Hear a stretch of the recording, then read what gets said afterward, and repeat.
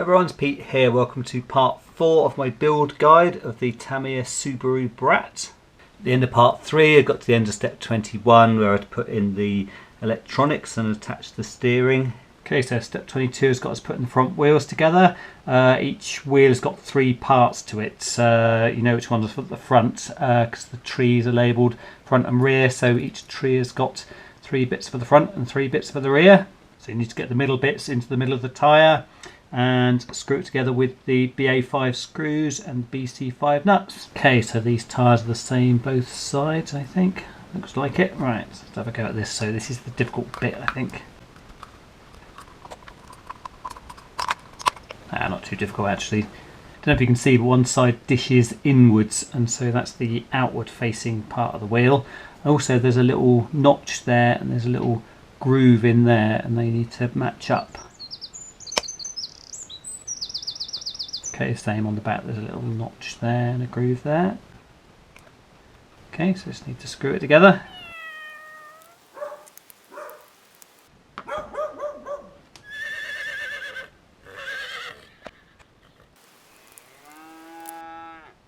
So rather predictably, step 23 is putting together the rear wheels, which go together in the same way as the front ones.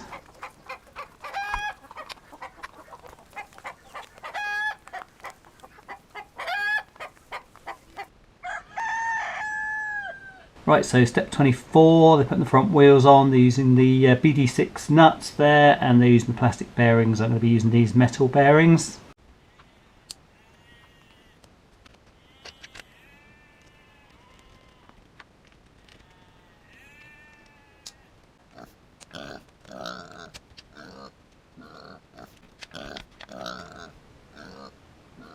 Okay, step 25, they're putting on this aerial rod. I'm not going to do it because I've got my little 2.4 gigahertz system. I've already put the aerial there. I mean, you could put it on to look a bit old school, but I'm not going to. And then we're putting the back wheels on, so we need to take the snap pins out we put in earlier and put in these little bars, BA7, and put the wheels on with these BD6s and use these C11 hubs.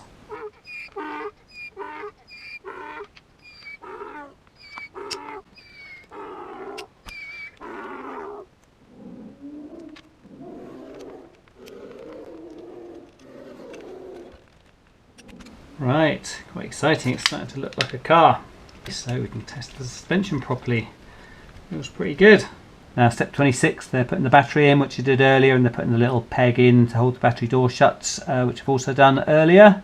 And also putting this metal underguard on with the BE2 10mm screws and the BA3 12mm screw.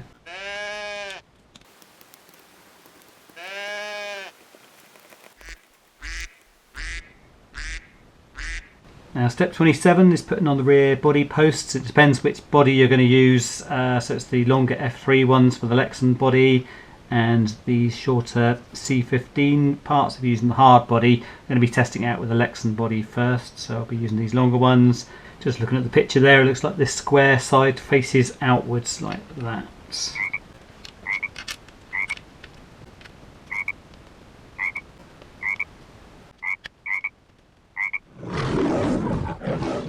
Okay, step 28 is just steering adjustments. They say that the wheels should be slightly towed in at the front, so let's just have a look.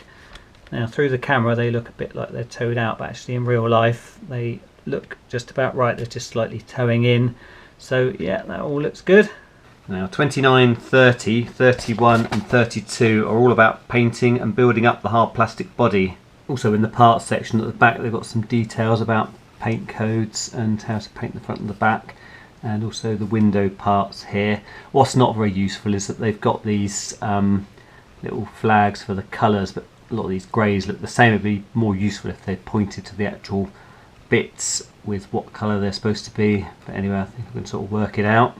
I would say that detail painting and spray painting isn't really my specialist subject, so I'm not going to do very much on camera of this, but I'm just going to quickly explain the plan. Okay, so we've got the little driver and the driver head there. I guess that's all going to be just brush painted.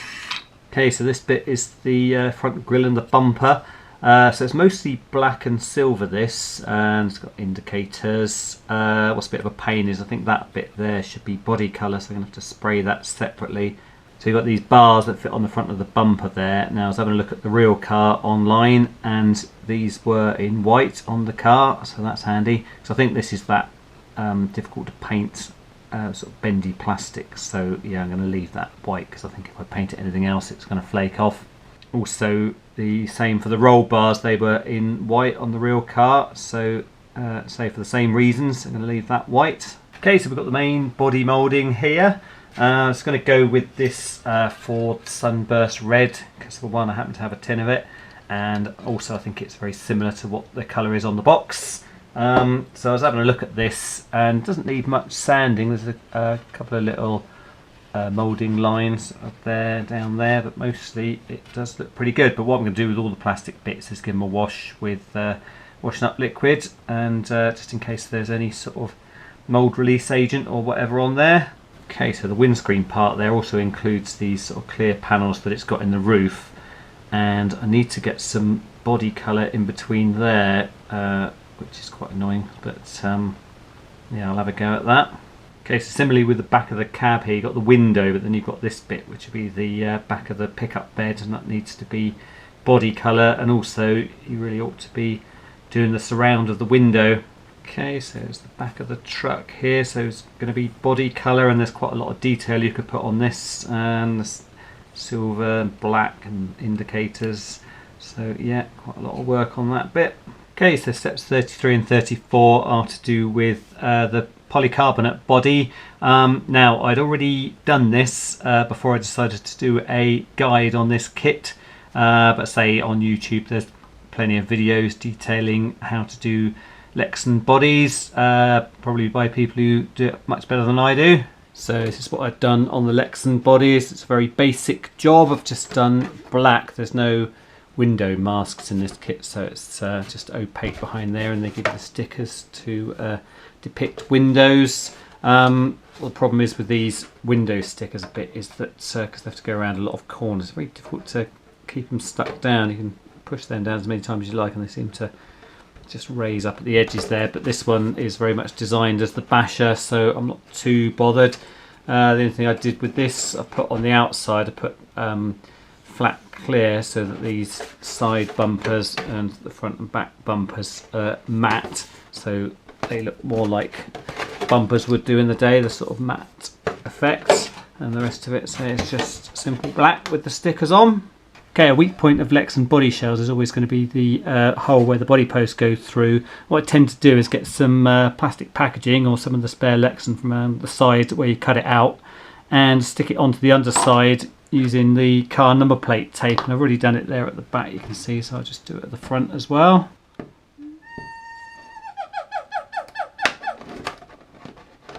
Got this body reamer tool here, which is useful for making the holes in the body. Turn it until you've got a hole big enough.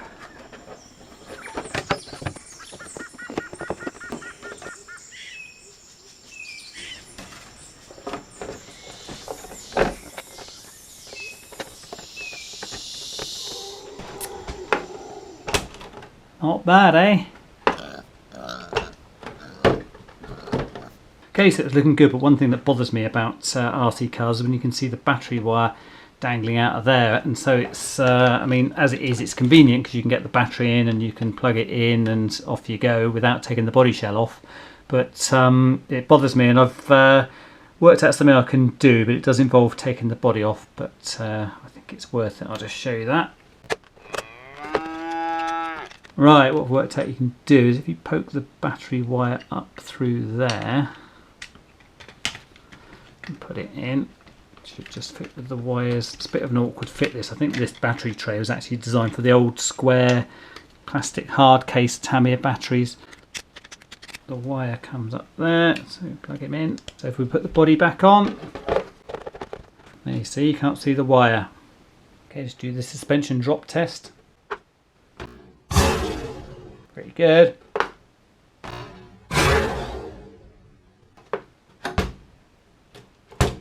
So you'd expect the back to be good because it's oil shocks, but say the front seems good as well.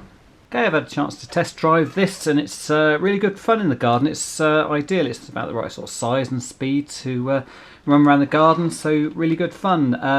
So there's a couple of issues have come up from the test drive, which I'll just go through. Okay, so first up, after landing on the roof a few times, these body posts came loose, and how these are fixed in the instructions is a machine screw tapping into the plastic, which is never a good idea. So all I've done is got a longer machine screw and put a nut on the back, and now they are solid as you like. Okay, another problem I had, not a fault with the car, it's this servo I was using, very cheap eBay job, MG995, I don't know what the manufacturer is. I've had a few of these go wrong, so yeah, I won't be buying these ones again. I've put in this DS servo, which is, I don't know, something like 25 kilos, which is way too much for this, but it is doing the job. Also with the servo, just having one screw either end didn't seem to be holding it very securely, so I just put another screw in there. Okay, also I was contacted by Mark on YouTube, who goes under the name Brunt FCA, and he was saying that this ESC, the TU104BK, doesn't have the BEC or BC circuit to step down the voltage for the receiver, which was something I wasn't aware of. I thought that you know, if they had a power out, it was always for the components, but I think when this was produced, it was expecting that circuitry to be in the receiver, which I'm pretty sure it isn't in that. Now, I had run it for a little while, and it hadn't blown up the receiver, but it might have been putting a lot of strain on it. So anyway, I've swapped it out for TBLE 02S ESC. That's just the lid of it, because what I've done with it, I've waterproofed it, and really it's difficult because of the design of this to get the top back on once you put all the glue gun glue around there. So I've just glued it into the base and stuck it on there. Anyway, this seems to be working fine, so thanks ever so much, Mark, for that top tip. Now Nick at RC Nixter contacted me and said about putting the switch this way up, because in the instructions it's got the bottom out there and the switch on the top, and he said what about rocks hitting the switch, but you can see it's quite tucked away there, and I've got a rock here, and I think you'd have to be unlucky for that to switch it off. Say it's not rock crawling, it's generally whizzing across the grass, but haven't had a problem with that. But thanks for your comment, Nick.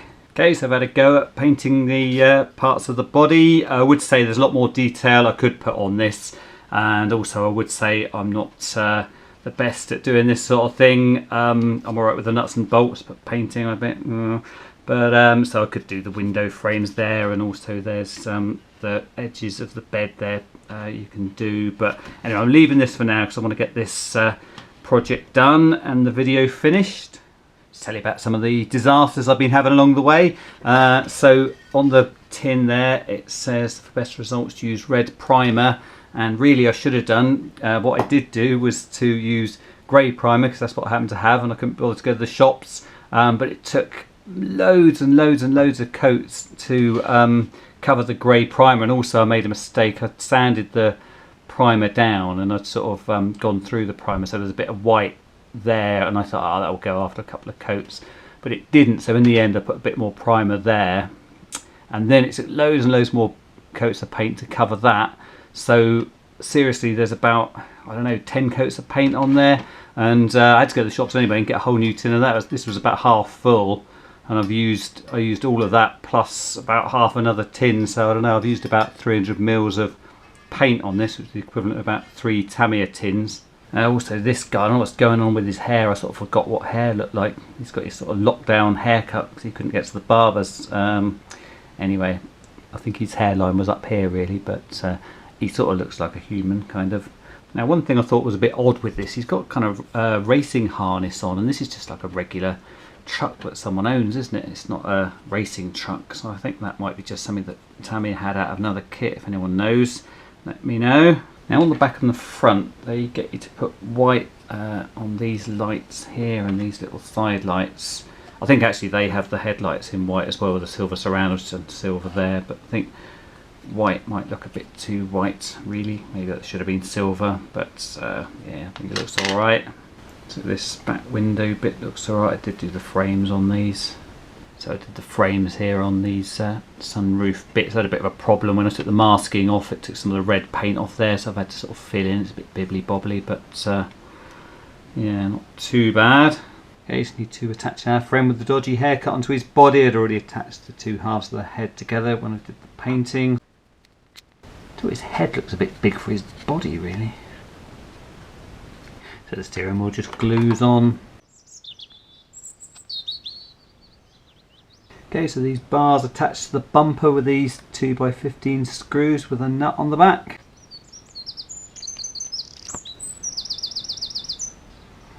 Okay, so step 30, the first thing is put the windscreen in, which goes in with 6 of these 2x8 screws with a nut on the back.